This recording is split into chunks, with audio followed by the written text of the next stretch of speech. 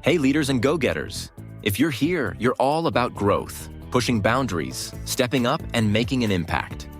But when it comes to your career, are you leading the game or just playing along?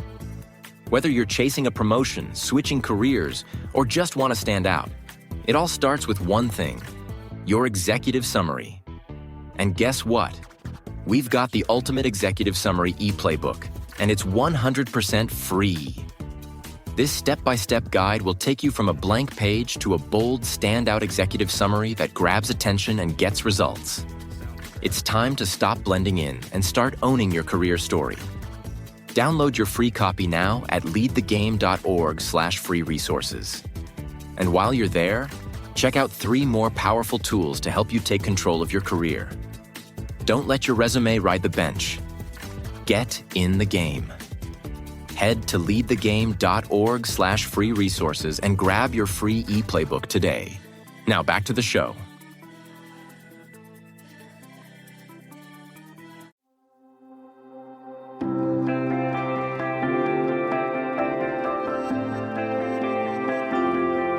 Welcome to What's on Your Bookshelf, a life and leadership podcast where we live out loud the pages of the books that are on our shelves, with your hosts, Denise Russo and Sam Powell. Hi, everyone. Welcome back to another episode of What's on Your Bookshelf. This is our life and leadership podcast where we're living out loud the pages of the books that are on our bookshelves. The book that we're reading together is called Cleaning Up Your Mental Mess by Dr. Caroline Leaf. My name's Denise Russo. My co-host and friend is Sam Powell. Sam, it's so good to be here with you today. Oh, it's so nice to be here. And I had, this book is, I don't know. It feels like the whole beginning of this book is just one giant tease to like this magical solution, because she's just building us up into like, what are all the consequences of not cleaning up your mental mess? And it's like, it feels heavy and dark, but it's things that like I really want solutions to. And so I don't know, like maybe people will feel the same way as they're sort of traveling through this with us, but I do think it builds this urgency of like cleaning up like how we think, how we, approach things, because it's just so vitally important to our life. And this chapter that we're going to talk about today is chapter 3, which is why the neurocycle is the solution to cleaning up your mental mess. And this is where she starts to touch on what some of the data and the research that they did. Because again, like this book is research backed. And she really starts to get into that. And next week will be even deeper because it's called The Research. But this is sort of that teaser part of it, but it feels like it's just this, woo, like there are real life consequences to having your mind really messy and cluttered. And before we hopped on camera, we were talking about some of that, what that looks like for us in real life. And I don't know, it's an interesting space. It's a good time of year, I think, to be thinking about this. And I think this is a chapter that people will really find interesting, because I found this really interesting because it's talking about some of the results. This chapter is just as tough as the first 2 chapters were, because it really does set the stage to smack you in the face about the reality of the impacts that stress has on your life. And so in the beginning of this chapter, she has a quote from Madame Curie, which says, "Nothing in life is to be feared. It's only to be understood. Now is the time to understand more so that we may fear less." And I added in the margins that it includes understanding things like mortality or why bad things happen to good people. And so whether you are somebody dealing with something personally or professionally, I like what you were saying, Sam, that now is the time of the year when most people are thinking about decluttering or setting a fast or going through an exercise regimen of some sort. She says that these are simple mind management tools because it's about addressing and getting rid of things that are right in our face as warning signals. And so if you think of a warning signal, like, have you ever gone driving somewhere and you're about to approach the intersection and a train is getting ready to come.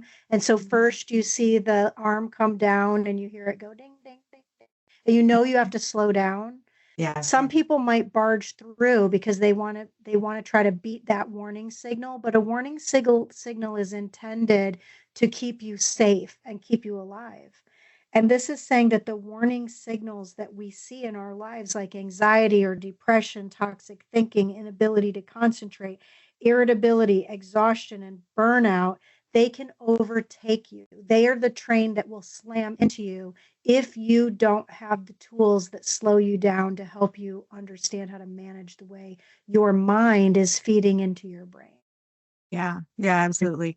And I love that she frames this, and I highlighted this because I think for you and I, we both have kids, right? But she says that mind management is both a matter of how we want to live today and how we want our children to live in the future. And I think that it really speaks to that discourse of like wanting to break like trauma cycles, like family, systemic issues that we just like generational trauma, like generational patterns that we pass on, and you taking control of your life, right? To me, this is all about like self-leadership of you and your life is something that makes an impact on today for you, tomorrow for you, but tomorrow for like the next generation, whether that's your kids, whether that's the people who come after you, whatever that looks like in your life. But I think that really hit me from the beginning of like the tone of this chapter of like, yeah, I want that for my kids because I do have kids, right? But I want that for like, I think my legacy too of like, I worked on me. I showed up in the best version of who I could be. And I think about like, it's the 4 agreements. Like I want to create the best heaven that I can for myself and for, and in between you and I, right? Mm-hmm. And mind management is really what it's about, is sort of the argument that she's making. And I think that like coming off of where we came off of and coming into a new year and coming into this, I think it's just a great moment. And, you said that this is the time of year where people are, setting intentions and, like at the beginning of a year. But, I think about this a little bit differently of this is in North America, this is still the winter, right? And we think of a lot of like spring cleaning, right? And as we get to like the spring, like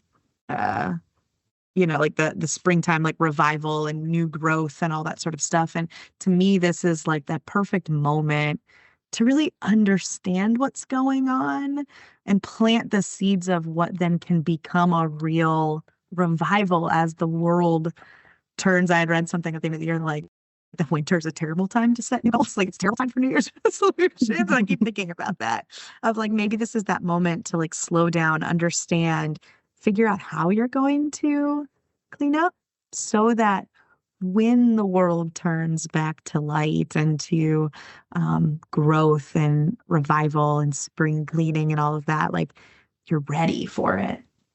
I love how you describe that. I highlighted this one word in this first part of the chapter, Sam, that we take for granted, she was talking about well-being. Mm. It's a common word. We hear it even like there's well-being initiatives at work. And she breaks it apart, though, in the way that she wrote it on the page, where she put a dash between well and being. It's on page 62. And I highlighted that particular piece because it struck me that she's talking about how what she's offering in this book that we haven't yet disclosed, which is the cycle, that this is about your physical and mental well-being. But when you put the dash between the two words and you really look at the word, like really look at it, and it says well being, we are always being, we're being something. And this is about your wellness, your well-being, not your bad being, your sick being, your poor being. This is being well. And so it really struck me that I want to be somebody like, remember in Atomic Habits when he talked about how if you want to be somebody that you need to show up that certain way. I want to be somebody that is known as well, and I want to be well. And so well-being is how we get there, is through this 5-step process that she goes on to say is about the science of specifically how we form thoughts in our mind. Now, you and I spent about an hour and a half talking to each other before we pushed record today. And it was a very healing and healthy conversation for me because I want my thoughts in my mind to be well.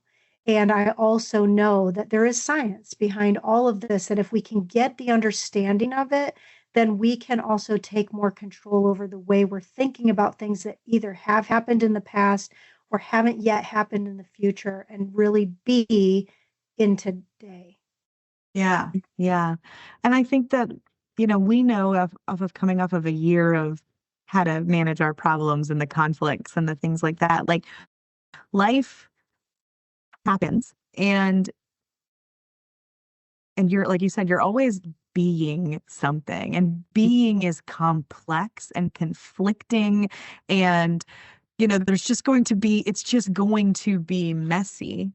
But then it's this mental mind management, as she calls it, that really, and she says, rewires and regenerates the neural pathways and creates new habits. It's something you have control over. And so while life becomes messy, if we can lead ourselves to wellness, to being this active version, like, right? Being is an active thing, being well, then we can really, and that's where this chapter goes, is we can change our overall health, right? This is this is not like some woo woo, here's 5 steps to change your life based on, like my personal life experience. Now, this is how to change your life based on clinical research, on trials, on measurements, on seeing how the shift in mental management changes. Like, I mean, we'll get into it here, like down to your blood, your DNA, your hormone levels. Like, I mean, you're seeing tangible, real results from mind management that leads to being well. And I like that. Like you said, like, yeah, that's kind of incredible. And it feels amazing to me that that's a real thing that we can tap into. And I don't know, it makes me feel like I have superpowers. It's, again, reminds me of like 4 Agreements, where like he talked about our words being the magic that exists in the world. This feels like magic. And it's like, if I can think and speak in a way that, is directed, self-directed, self-led, I can literally create magical, like, things in my life. Like, I don't know, that just feels so empowering to me. So when you talk about self-directed and self-led or self-centeredness in a good way, she brings it up as empowerment, that if you're empowered to do these things, then you're going to have more success as you walk through the cycle. And she did some research. And in this large body of research that was conducted, she talks about how when you are more self-regulated in your mind management, you're more in control of your life, you have better mental health, you're not a bystander to your life, but now you're a first responder to the decisions that you make in your life. And so you were mentioning the 4 Agreements, and I really loved that book, but I also really loved last year, The Obstacle is the Way. She ends this part of the chapter talking about how when you get control over the things you're thinking about, you start seeing challenges as barriers, challenges and barriers as opportunities, and you have more overall life satisfaction. That was the whole premise of The Obstacle is the Way book, which was really about looking at the things that are happening in, through, and around you all as opportunities, not as obstacles. And this Neurocycle 5-step process is the pathway to this magic or to this empowerment or to this self-awareness state. Yeah. And I highlighted a lot of this section, the chapter too, because I see this a lot when people come to me for career coaching, because the thing that really is foundational to, because people come to me when they want to change. They need a new job. They need a whole career pivot. They want something different from point A where they are and to get to a new point B. And the thing that is always underlying that is that they want to feel more in control of their life. And they're going to use their career as a big lever for that because we spend so much time in our career. And she says that, you know, people going, you know, using this process and really taking control of their life, you know, of their management, is that they were set on a pathway to empowerment through the study results that they identified. And this was all achieved by increasing their autonomy and feeling of control. Feeling more self-regulated and in control of life leads to better mental health because you're no longer just that first responder, right? It's not the reactive life that you're talking about, right? And like, again, I see this in careers all the time of people having this reactive career. I followed the playbook. I followed the rules. I did all of the things that led me to this point. But now it feels like the system, the company, these external factors are in charge of my life. And I want to be autonomous. I want to have the control in that space. And so, like, to me, it really does come down to a lot of the times how people are feeling about the situation, because the conversation I end up having with people is, you know, if you want to change how you feel about something, you either change the situation itself, right? Get out, go somewhere else, make a big change, or you change your relationship to the situation, how you think about it, right? Which is then how you feel about it. And I've seen so many people change their situation because that feels like the easier thing to do, right? Like, I'm going to move from this space to this space, but they don't touch the second part of it. They don't change their relationship to it, the way that they think about it, the way they're managing their mind and their emotions around this. And so they'll end up in the same situation in a different place, right? Same circus, different clowns over and over and over again. And they wonder why this change didn't have the effect that they wanted it to. And it's because they missed the critical step of the internal work that it takes to get there. This is about managing your mind so you can change your brain. It isn't just about changing your mind. It's not an elusive thing. It's not a mystical thing. She goes into some really specific detail about the wave frequencies in our brain, the way your brain is structured. I thought it was super fascinating. I've been studying the brain a lot in regards to what my mom is experiencing getting older and the way an older person's brain changes and the malleability of that piece in our body. And after she goes through some of the very, I would say, more deep conversation around the different frequencies and the way your brain is set up, she says, going back to Atomic Habits again as one of the key, we're just so lucky, Sam, aren't we, that we just really had good books that came to, we say every time it's a coincidence, but no. Yeah, I don't know. I think it's something more. Yeah. She says new thoughts and new habits are evidence of neuroplasticity. And so that's the growing health to our brain, which we talked about, I think it was last week or the week before, around what does neuroplasticity look like? It's you changing your brain. And this is when she talks about the point where I told you the only thing I remembered from her speech when I first ever saw her was the most poignant piece she made was that most people think it takes 21 days to change your brain or to create a habit. But it doesn't. You could create a habit in 21 days, but it's not sustainable. It's not at the unconscious or subconscious level of repeated behavior. It takes 63 days. So now she goes into the whole detail about that, which is the main thing that I remembered from when I actually heard her speak the first time, and that this is about how it takes time to learn and form the new habits. And I go back and even think about, I don't know why, that there's some core memories I have from certain episodes, but the one core memory that I have from Atomic Habits was your two stories, your brushing your teeth and flossing story and your getting dressed to exercise story. And it was all going back to that idea of, I want to be known as a person that is healthy. And so I just got up and I got dressed. And that's where you started. And that's the 21 days. The 21 days is you got up and you got dressed. But the 63 days is you got up, you got dressed, you got on the treadmill or went to the gym. And now every day that's part of your teeth brushing regimen. It's just a common thing. Yeah. And it's, like this is called, the term for it is directed neuroplasticity, right? And so we tend to think like you can't teach an old dog new tricks, right? Like, I feel like this whole book is like absolutely not true, 100% not true, because your brain is changeable. And so when you think about like how the brain is structured and how it works, it's neural pathways, right? It's like this piece is like this little dot is connected to this little dot.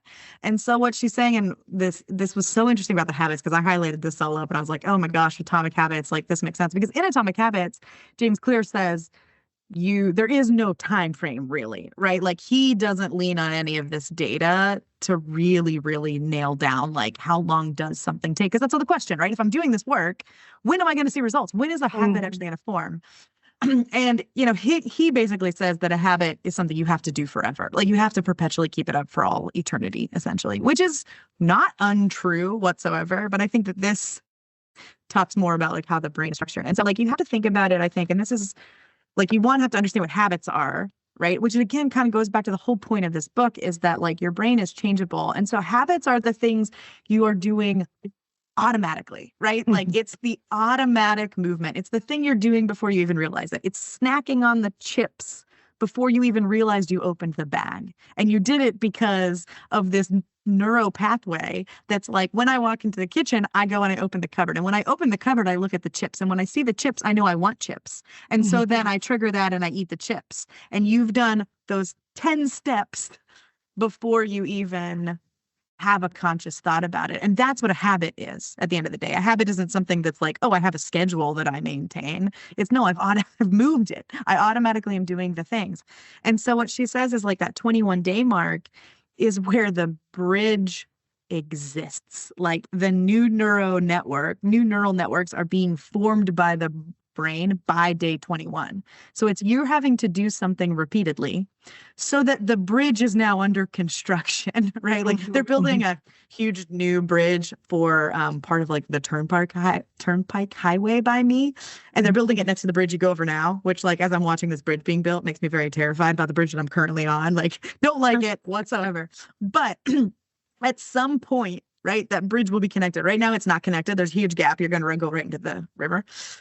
At some point that bridge will connect. And so it's like by day 21, the bridge connects to where it's there, but like cars aren't directed onto it naturally, right? It's not the automatic thing. It's not the pathway that like exists that we're taking, right? It's kind of shut down. And so it's like, once it opens, it'd be like having two bridges open next to each other. And it's like, I could take this one or I could take this one.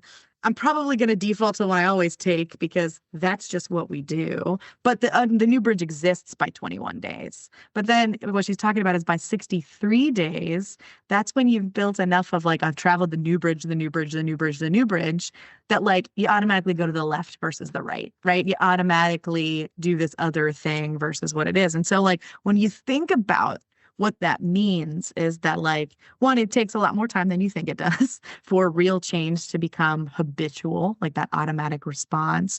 But there's so much power in that to me, right? Like it's the fact that I can by myself build a bridge, right? That takes me somewhere different, somewhere better, somewhere to that new identity that I want to have. I just have to, one, do the actions that build the connection, right? Start to piece it together to where the path exists now, right? And this isn't like theoretically the path exists. This is in the way your brain actually physically works. A physical new bridge is built in your mind after 21 days, about, right? Like nothing's ever going to be exact. But then if I keep on it and I keep taking that bridge that I built, and it's all going to feel probably pretty painful while you're doing this whole process. Like, right, it's work. But once it's there, it could be an automatic thing that you do, right? Like you can get to this life that like the things that you want and the habits that you want to have, where it's like, I don't reach for the chips. I actually, instead of opening the cupboard, I now open the refrigerator and I grab some celery instead, because that's what I want to be doing with my life. You can create the celery bridge, and it doesn't take that long. Like $2 is nothing in the grand scheme of life, right? Like, great. And so it's like that level of autonomy and control is really cool to me. Like just really, really neat. Like I don't know. I spent a whole lot of time thinking about this, obviously, and these bridges and things, but like, it's just crazy that this is like actual legitimate physical wiring essentially that you're building.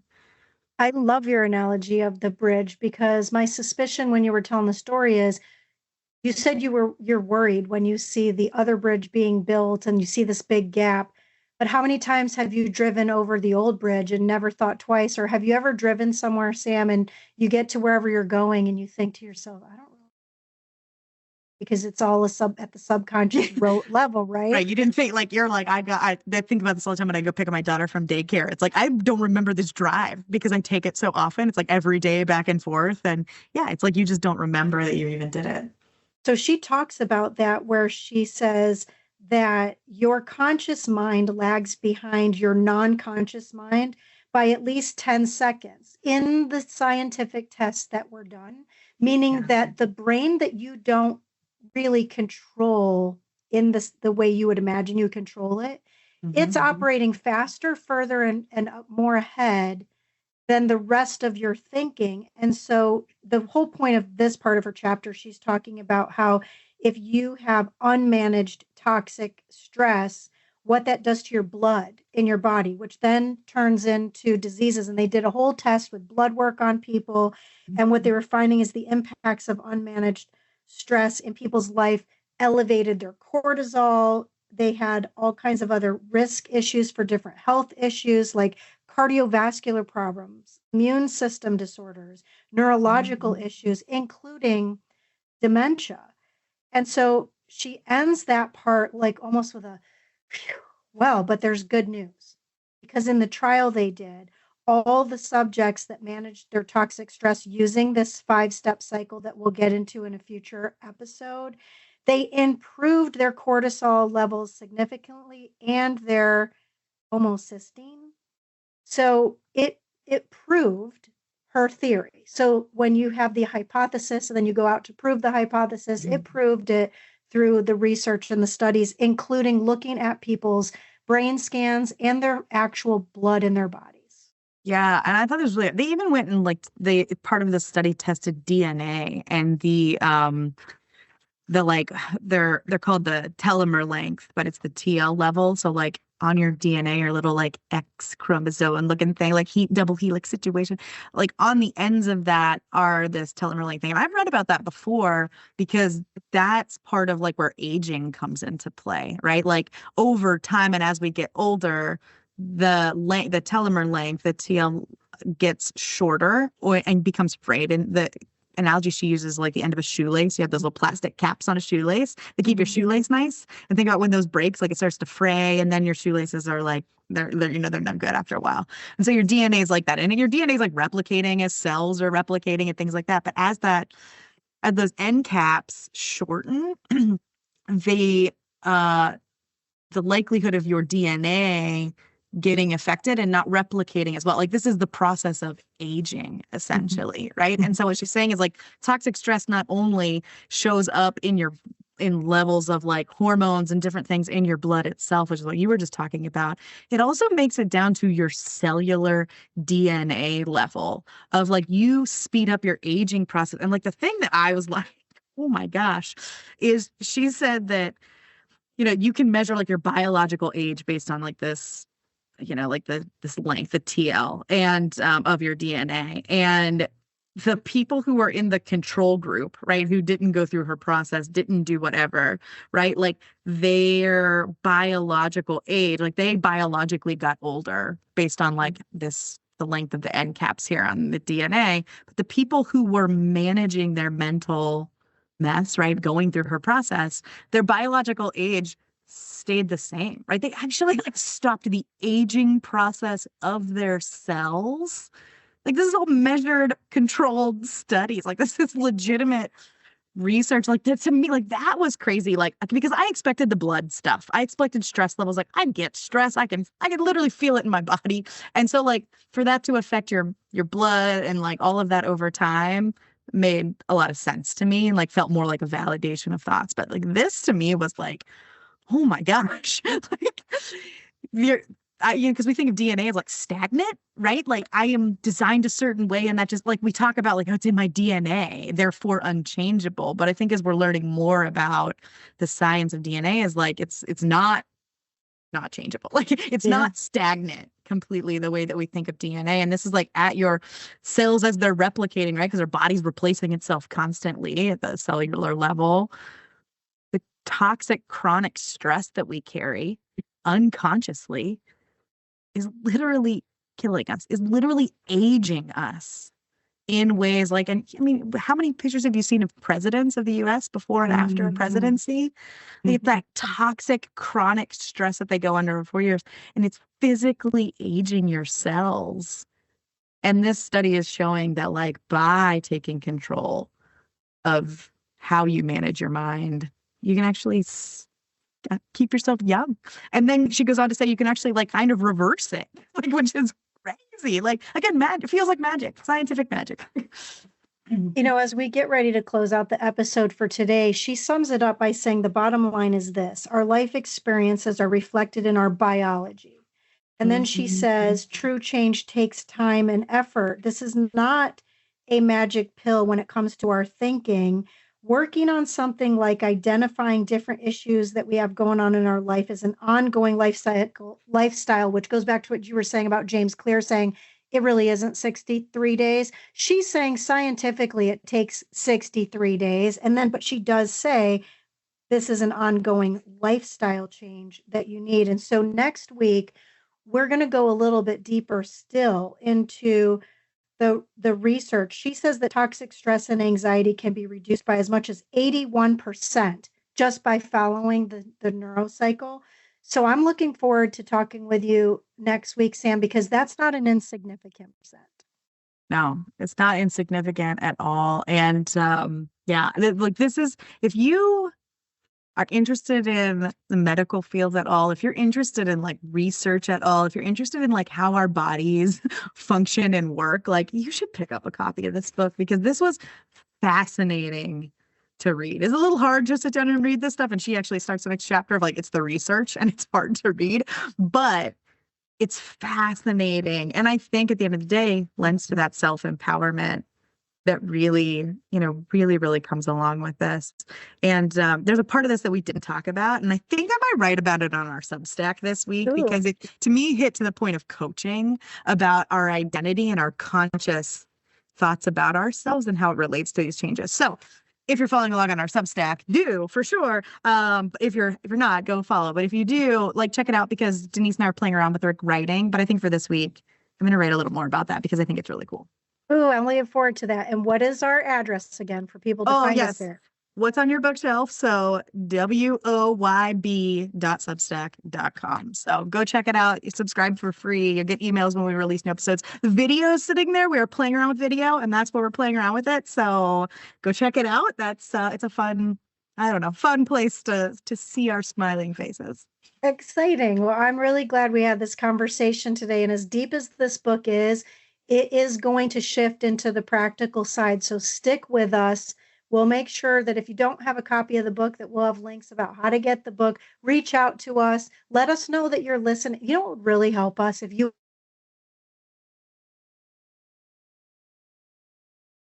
full, but we would love to know who you are. And if this is really impacting you or if you've shared it with others, please continue to share it with others. New episodes, thanks to Zach, come out every Wednesday. But for today, my name is Denise Russo, and on behalf of my friend Sam Powell, this has been another episode of What's on Your Bookshelf.